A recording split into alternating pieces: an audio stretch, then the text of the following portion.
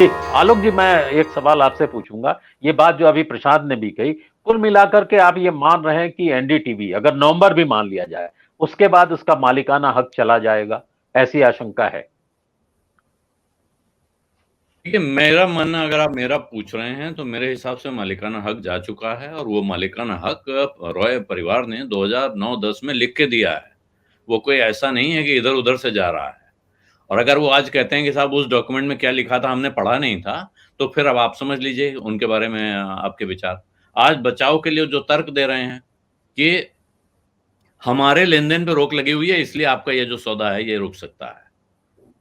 ये तर्क बहुत हज़म नहीं हो रहा है, ये दिक्कत है।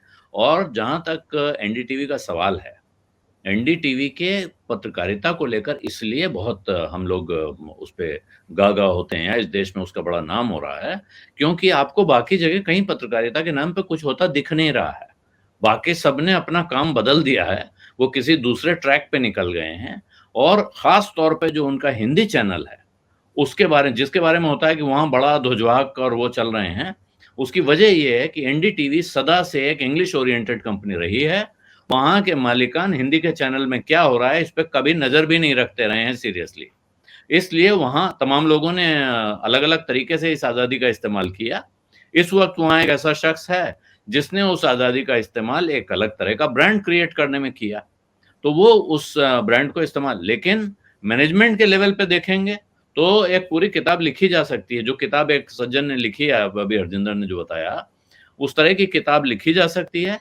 एनडीटीवी ने सरकार के साथ अपनी जो नज़दीकी का कितना लाभ उठाया है कारोबार में, ये कोई छोटी-मोटी बात नहीं है।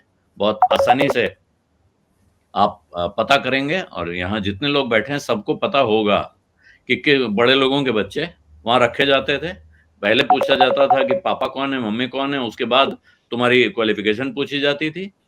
इन अलायंसेस का जिस तरह से अपने पॉलिटिक्स में कहा जाता है मैट्रिमोनियल अलायंसेस, उस तरह के अलायंसेस वहाँ खूब जम के इस्तेमाल हुए हैं। तो ये कोई दूध की धुली हुई कंपनी नहीं है जिसको हम लोग ये सोचें आज की तारीख में। जो टेलीविज़न के कारोबार में सबसे बड़ा जो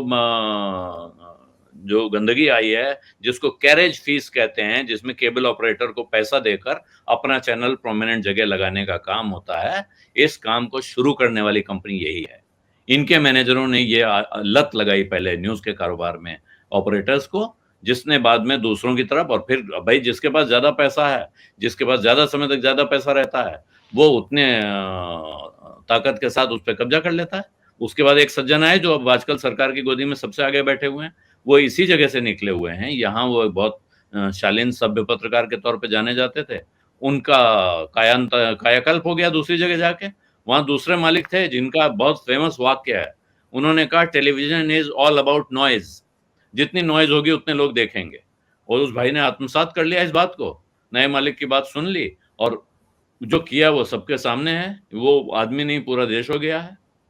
तो इसलिए उस तरफ मेरा ख्याल है बहुत मालिक कहाँ गए, क्या हो, इस पे ज़्यादा चिंता नहीं करनी चाहिए। और अब वक़्त वो आ गया है आज की तारीख में अमरीश जी, जब इंडिविजुअल जर्नलिज़्म बहुत महत्वपूर्ण हो रहा है, उसके टूल्स भी उपलब्ध हैं, लोग अपना-अपना पत्रकारिता कर रहे हैं, उनको किसी ऐसे मालिक की, किसी ऐसी कंपनी की बहुत ज़्यादा आवश्यकता है नहीं।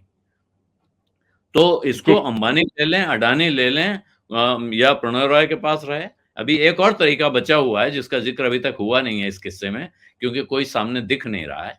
एक व्हाइट नाइट का कॉन्सेप्ट है होस्टाइल टेकओवर्स के मामले में। एक कोई दूसरा आ जाता है आपकी तरफ से।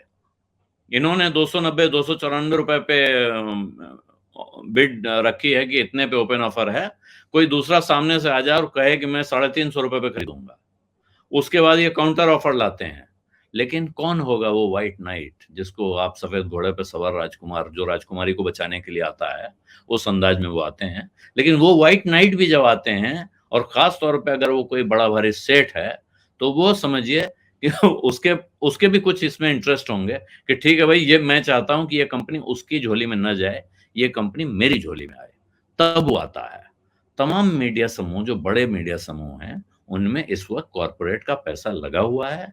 यहाँ भी लगा हुआ था, यहाँ दबा-छिपा के लगा हुआ था। इस बात का भ्रम जाल फैला हुआ था और पैसा कैसे लगा है, ये कहानी अपने आप में एक दिलचस्प कहानी है। उस पैसे के ठीक पहले नीरा राडिया के टेप के किस्से आते हैं। वो यूँ नहीं लगा है कि आपको कर्जा चाहिए था, आपने एप्लीकेशन लगाई और कहीं कर्जा बँटता है, वहाँ से मिल गया है।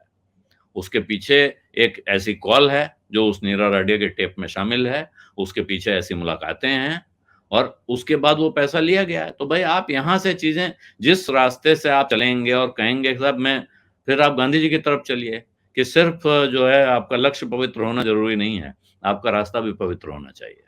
तो आप इस रास्ते पे चल पड़े थे और उस दिन आपको पता नहीं था कि ये होने वाला है, तो फिर आप बड़े मासूम हैं, क्या कहा जाए?